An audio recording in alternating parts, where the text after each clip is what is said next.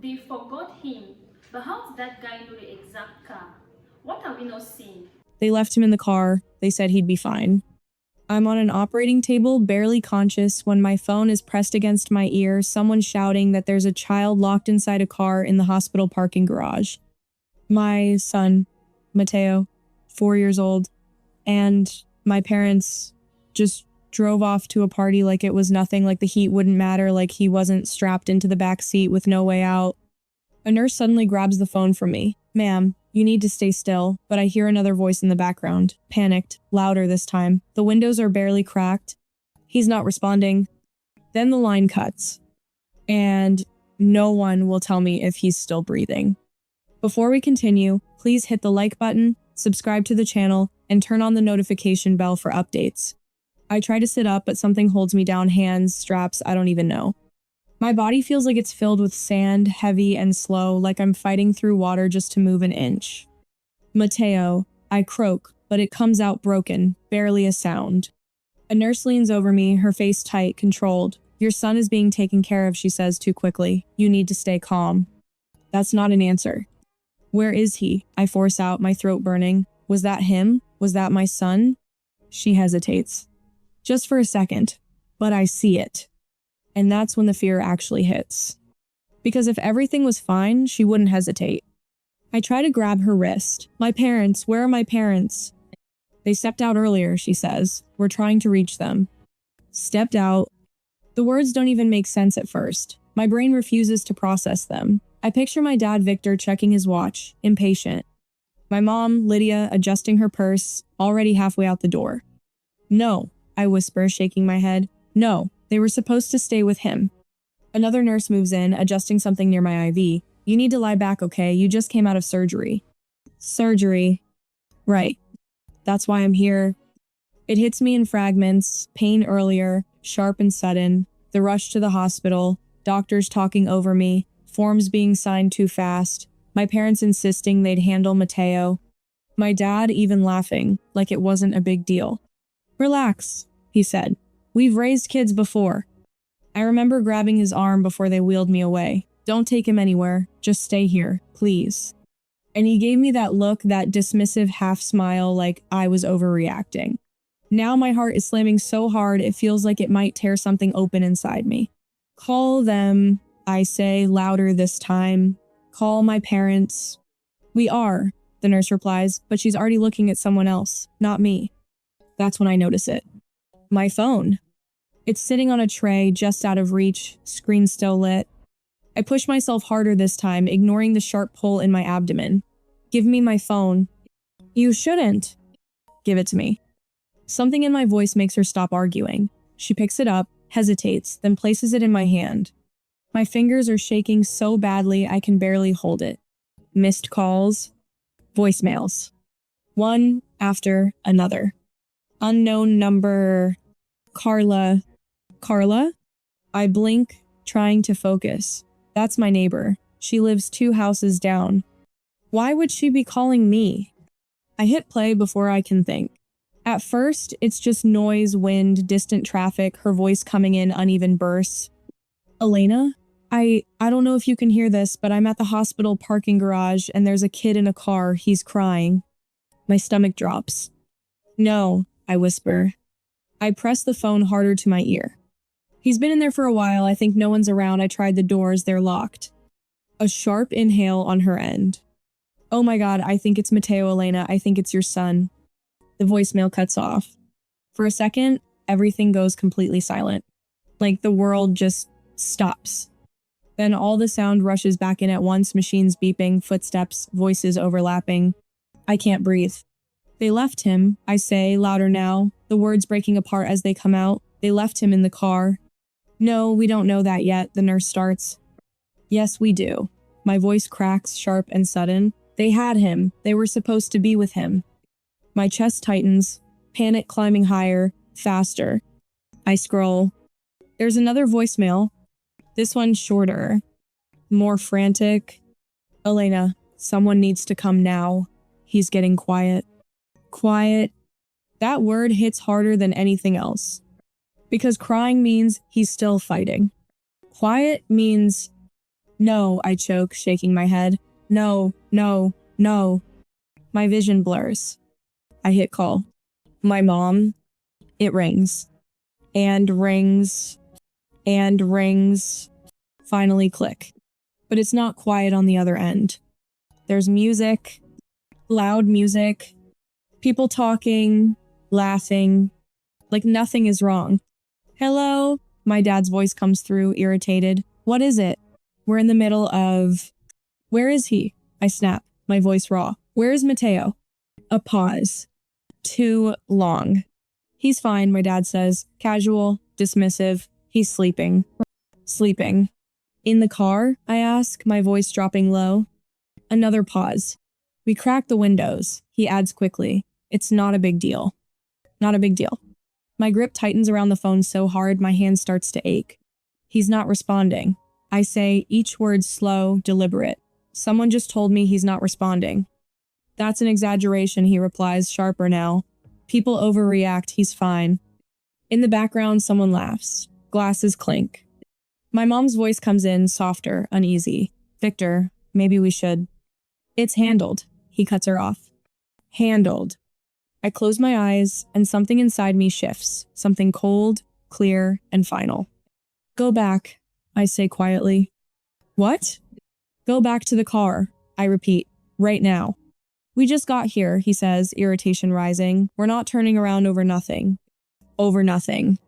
My son, locked in a car. Alone. Then I will, I say. There's a beat of silence. How? He asks, almost mocking. You're in surgery. He's right. I shouldn't even be awake. I shouldn't be holding this phone. But I am, and I know exactly what I need to do. My thumb moves before I can second guess it. I hang up. Scroll. Tap a contact I haven't touched in years. The line starts ringing. Around me, the room feels like it's tilting, voices fading in and out. Someone is telling me to lie back down. Someone else is reaching for my arm. I ignore all of it. The call connects. I don't even wait for him to speak. Parking level C, I whisper, my voice barely holding together. Silver SUV. My son is inside. Break the window if you have to. There's a pause on the other end. Not confusion. Not hesitation. Just silence. Then, I'm on my way. The line goes dead. And a second later, everything around me goes dark again as the machines start beeping louder. And somewhere in the hallway, I hear someone shout, "Child coming in from the garage, possible heat stroke." Where is my son? The words come out before my eyes are even fully open. Everything is quieter now. No rushing footsteps, no overlapping voices, just the steady hum of machines and the dull ache spreading across my abdomen. A different room. Recovery. A nurse turns toward me immediately. You're awake, she says, like that's supposed to matter more than anything else right now. I push myself up slightly, ignoring the pull of stitches. Mateo, where is he? She hesitates. Not long, not dramatic, but enough. He's here, she says carefully. He was brought in earlier. The pediatric team is with him. Brought in, not walked in, not with your parents. Brought in. My throat tightens. What happened to him? Another glance, this time toward the door, like she's deciding how much to say. He was found in a vehicle in the parking structure, she says. He was showing signs of heat exhaustion when he arrived. Heat exhaustion. The words land, but they don't feel big enough. Not for what I heard, not for what I know. Is he conscious? A beat. Yes, she says. He's stabilized. Stabilized? So he wasn't... My chest tightens, something sharp and heavy pressing down from the inside. I want to see him. You will, she replies, but you need a little more time. You just came out of surgery. I don't care, I say, the words coming out harder now. That's my son. I understand, she says, but her tone shifts firmer now, and if you push yourself too soon, you won't be able to take care of him at all. That lands, not gently, but effectively. I fall back against the pillow, staring at the ceiling, trying to piece everything together through the fog, still clinging to my head. The call, the voicemail. My dad's voice calm, dismissive. He's fine. I turn my head. My parents, I say. Are they here? The nurse's expression tightens again. No. Have they called? Another pause. No. Something cold settles in my chest. Not surprise. Confirmation. Can I have my phone? I ask. She studies me for a moment, then nods and hands it over. The screen lights up instantly. Missed calls. A few from unknown numbers. One from Carla. Nothing from them. I scroll to my dad's contact and hit call. It rings twice this time before he picks up. What now? He says, irritation already in his voice. No concern. No urgency. Just annoyance. He was hospitalized, I say, my voice flat. Do you know that? A pause. Then, we heard something about that, yeah, but they always overreact with kids. I close my eyes. They didn't overreact, I say. He wasn't responding. That's not what we were told, he snaps back. Someone probably exaggerated the situation. People love drama. People. Not his grandson. My grip tightens around the phone. You left him in a locked car. We crack the windows, he says again, like repeating it makes it reasonable. It wasn't that hot. It's over 90 degrees today. He was asleep, he insists. We weren't gone long. I sit up a little straighter despite the pain. How long? Silence. Then defensive. That's not the point. That is exactly the point. In the background, I hear music again. Laughter. The same party. They didn't even leave. You're still there, I say, disbelief creeping into my voice. We just got back, he replies quickly, but it sounds rehearsed. Off. You said you just got there earlier. Another pause. Longer this time. Then my mom's voice, faint, anxious. Victor, maybe we should just go. Give me that, he snaps, muffling her. And then colder, you're blowing this out of proportion, Elena. Something in me shifts again. Not panic this time. Not fear. Clarity. He could have died, I say quietly. He didn't, my dad replies, so let's not turn this into something it's not. That's it. That's the line. I inhale slowly, steadying my voice. Don't come here. What? Don't come to the hospital, I repeat. Don't come near me. Don't come near him. A scoff on the other end. You're being ridiculous. No, I say, my voice sharper now. I'm being very clear. There's movement near my door. A doctor stepping in, glancing between me and the phone. Ma'am, we need to. Not now, I say, not looking away from the wall. My dad exhales, impatient. We'll talk about this later when you've calmed down. No, I say again, cutting through him. We won't. Silence. For a second, I think he might actually argue. Push harder. But instead, he just says, flat, dismissive. You're making a mistake. I don't respond. I just end the call. The room feels heavier after that, quieter. But it doesn't last. Because the doctor steps closer, his expression serious now. Miss Ruiz, he says, there's something you need to know about how your son was found. I look up at him, my heart starting to pound again. What do you mean? He hesitates just slightly. Your neighbor wasn't the one who got him out of the car. A chill runs through me. Then who did? The doctor glances at the nurse, then back at me, and says, that's what we're trying to figure out. They didn't get him out? The question comes out before I can stop it, sharp and disoriented. The doctor shakes his head slightly. No, by the time staff responded, the vehicle had already been opened. Opened. Not unlocked. Not returned to. Opened. How? I ask. We're still reviewing that, he says, but from what we understand, the window was broken. A strange, disjointed image flashes in my head. Glass scattering across concrete, heat pouring out of the car, Mateo slumped in the back seat. My stomach twists. Who did it? I press. That's unclear right now, he replies. Security is pulling footage. Before I can ask anything else, there's a soft knock and the door opens. Carla steps in. She looks different than usual, tense, pale, like she hasn't fully come down from whatever just happened. Elena, she says, relief flooding her voice when she sees me awake. Oh my God. What happened? I ask immediately.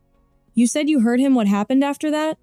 She moves closer to the bed, glancing briefly at the doctor before focusing on me.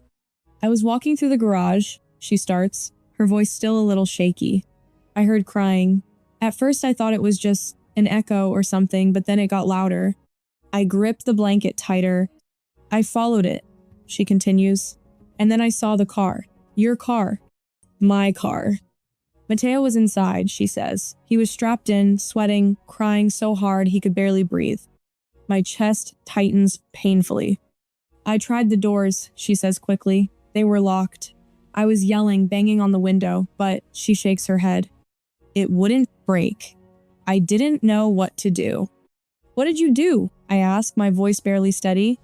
I called you, she says. I didn't know who else to call. That lines up. The voicemail. But then she hesitates. What? I push. Her eyes flicker, like she's replaying it. Someone else showed up, she says. The room feels smaller. Who? I don't know, she admits. I've never seen him before. My pulse picks up. What did he do? Carla lets out a slow breath. He didn't hesitate, not even for a second. A chill creeps up my arms. He walked straight to your car, she says, like he already knew which one it was. My fingers tighten. What do you mean? I mean, she says carefully.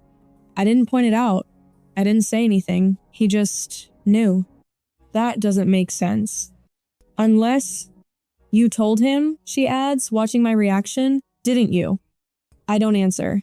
Because I don't remember. He looked inside once, she continues, then grabbed something from his car like a tire iron or something and just smashed the window. The image hits hard this time. Loud. Violent. Necessary. Glass went everywhere, she says. He reached in, unlocked the door, got your son out, and he kept talking to him the whole time. My throat tightens. What did he say? Carla swallows. Just calm things. Like, you're okay. I've got you. That voice? From the voicemail. It clicks into place, but not completely. Not clearly enough. He stayed until the ambulance got there, she adds. Made sure they had him. Then he just left. Left? I repeat. She nods. Didn't give a name. Didn't stick around. That doesn't make sense either. People don't just do that and walk away. Not unless... Are you sure you didn't recognize him? I ask again. Carla shakes her head. No, but he recognized your son. That lands heavier than everything else. Because she's right. He didn't hesitate. He didn't ask questions. He went straight to the car. Like he already knew.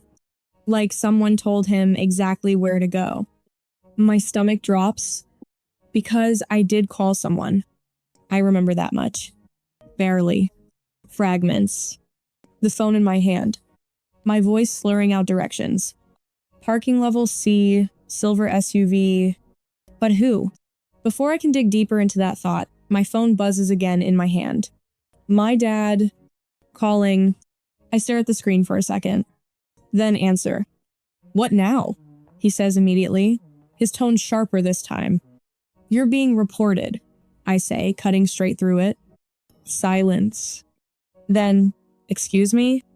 The hospital is documenting everything, I continue. Child endangerment, that's what this is. That's ridiculous, he snaps. No one's reporting anything. They are. You need to shut that down, he says, his voice dropping lower, more controlled now, right now. I almost laugh. Shut it down? Yes, he says, before this turns into something bigger than it needs to be. It already is, I reply. You're going to ruin this family over a misunderstanding, he says. A misunderstanding? I glance at Carla, at the doctor, at the IV in my arm, at the phone still clutched in my shaking hand. My son was locked in a car in 90-degree heat, I say slowly. That's not a misunderstanding. He's fine, my dad insists again. Nothing happened. Nothing happened. The words echo, hollow, and wrong. Because something did happen. Something that doesn't add up. Something I don't fully understand yet. I pull the phone away from my ear, ready to hang up, when the doctor steps forward again. Miss Ruiz, he says, more urgent now. Security just confirmed something. I look up. What? He meets my eyes. We've identified the man who broke the window. My heart stutters. Okay, who is it? There's a pause, and then he adds, But there's something unusual about how he knew exactly where to go. He knew exactly where to go. The words feel heavy in my mouth, like I already understand what that means, but I'm not ready to say it out loud. The doctor nods. Security pulled footage from the parking structure. He enters from the east stairwell, walks straight down the row, and stops at your vehicle. No hesitation. No searching. Just certainty. My pulse starts to climb again. Can I see it? He exchanges a look with the nurse, then gives a small nod. We can show you a portion. Minutes later, I'm being wheeled against their earlier advice down a quiet hallway to a small security office. The air feels colder here, sharper. A monitor flickers in front of me. Right here, the security guard says, pausing the video. Grainy footage. Concrete pillars. Rows of parked cars shimmering in heat haze. Then movement. A man enters frame. My breath catches. He's moving fast, but not rushed. Focused. Like he already knows what he's about to find. Watch, the guard says, pressing play. The man doesn't look left or right. He walks past multiple vehicles without even glancing at them. Then, he stops. Right at my car. My stomach drops. He steps up to the window, peers in once, and his entire posture changes, tightens, sharpens. Then he turns, disappears briefly out of frame, and comes back holding something heavy. No hesitation. He swings. The window shatters instantly. Even through the muted footage, I can almost hear it. Glass exploding outward. The guard pauses again. That's when he unlocks the door, he explains. Paramedics arrive about a minute later. A minute. That's all it took. 1 minute between trapped and saved. I stare at the frozen frame. At the man standing beside the open door. My door. Can you zoom in, I ask? The guard hesitates. It's not the clearest. Please. He zooms. The image distorts slightly, but the outline becomes sharper. Broad shoulders, dark shirt. A familiar way of standing weight shifted slightly to one side. Something about it pulls at my memory. Not fully. Not clearly. Just enough to unsettle me. I know him, I whisper, though I'm not sure if I actually do. The guard glances at me. You recognize him? I don't know, I admit, because I don't see his face clearly. But I feel it. That recognition that sits just out of reach? Like a name on the tip of your tongue? They wheel me back to my room not long after, but the image doesn't leave me. It stays there, looping. That moment, he stops at the car, like he was guided straight to it. Because I told him, didn't I? My phone is still in my hand when we get back. I open my call history. Scroll. There it is. An outgoing call. Right around the time everything started. I stare at the number. No name saved. Just digits. My chest tightens. Why would I call a number I don't even have saved? Unless... No. That doesn't make sense. Or maybe it does. Maybe I deleted it. Maybe I didn't want to see it anymore. A quiet knock interrupts my thoughts. The nurse steps in, holding a small printout. Security pulled your call logs from the hospital system as well, she says, in case you needed confirmation. I nod slowly. Thank you. She hesitates for a second, then hands it over. I take it. My fingers feel colder now. Heavier. Because something about all of this is starting to come together in a way I'm not sure I'm ready for. I look down at the paper. At the list of calls, my eyes scan quickly. Until they stop. One name. Not a number. A name I haven't seen in years. My breath catches. No, I whisper. It doesn't feel real.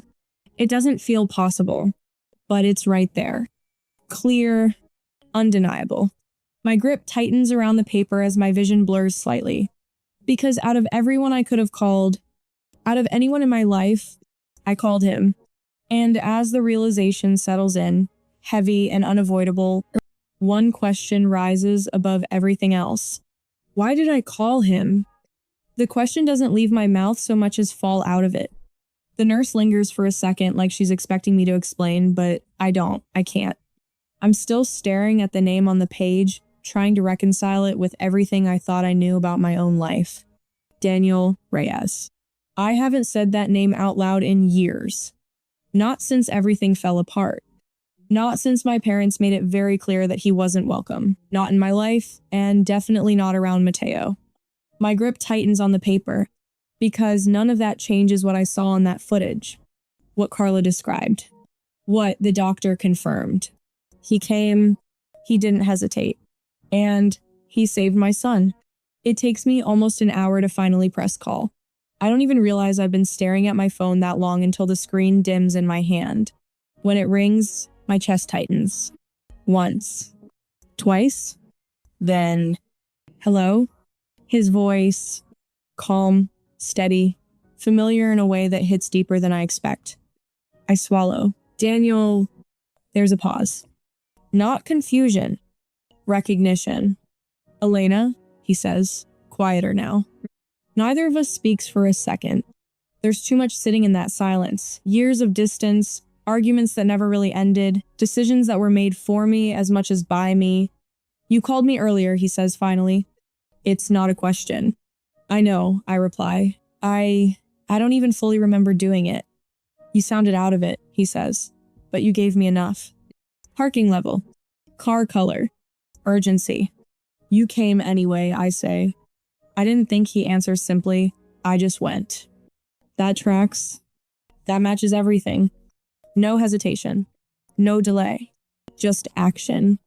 I close my eyes briefly. He wasn't responding. I know, Daniel says, his voice tightening slightly for the first time. He was overheated, breathing shallow, but he was still there. Still there. Those words settle something in me that's been spiraling since I woke up.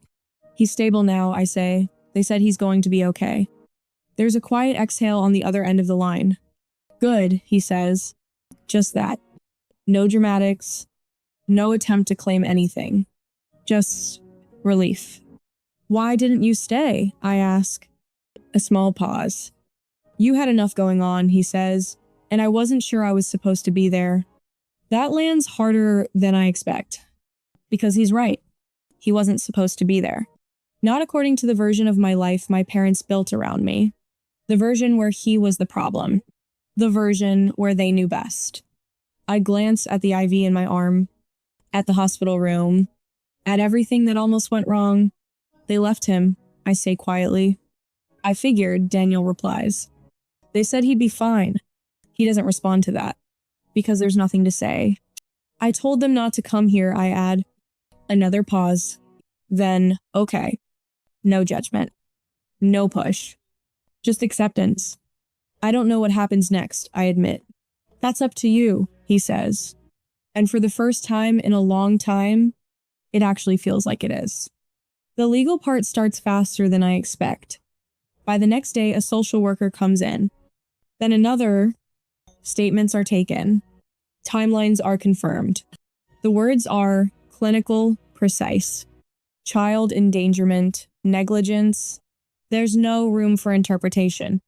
No way to soften what happened. My parents call. Over and over. I don't answer. They leave messages first defensive, then angry, then suddenly apologetic when they realize how serious it is. My dad insists it's being blown out of proportion. My mom cries, saying it was a mistake. But none of it changes the fact. None of it changes the image of that car. The heat. The silence when Mateo stopped crying. I block their numbers. Not out of anger. Out of clarity. The fallout spreads quickly. Family members start reaching out. Some take my side immediately. Others hesitate. A few echo my parents saying it was an accident, that I shouldn't destroy the family over this. I stop engaging with those conversations. Because this isn't about family image. It's about what actually happened. And what almost happened. Mateo comes home 3 days later. He's quieter than usual at first. Clings to me more. Wakes up once in the night, disoriented, asking for water. But he's okay. That's what matters. That's what almost wasn't true. I don't let him out of my sight. Not for a second. 2 weeks pass.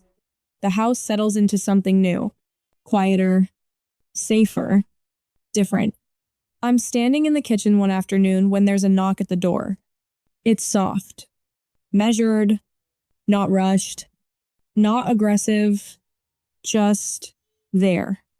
Mateo looks up from the floor where he's playing. I'll get it, I say, wiping my hands as I walk over. When I open the door, I already know who it is. Daniel stands there, hands at his sides, not stepping in, not assuming anything, just present. I was in the area, he says. I wanted to make sure he's okay. Simple. Direct. No expectation behind it. I nod once. He is. There's a small pause. Then, a voice behind me. Mom? Mateo appears at my side. He looks past me, and his entire face changes. Recognition. Immediate. He steps forward without hesitation. Hey, buddy, Daniel says softly. Mateo doesn't stop. He walks right up to him, like there was never any distance to begin with. I watch it happen in silence. No interference, no correction. Just observation. Because in that moment, there's nothing unclear. Not anymore. Some people left when it mattered most. And some people showed up, without being asked twice. I rest my hand lightly on the doorframe, steadying myself. Not from fear. From the weight of finally seeing things exactly as they are. And this time, I don't look away. Why did I call him? If that knock happened to you, would you open the door or keep it closed forever?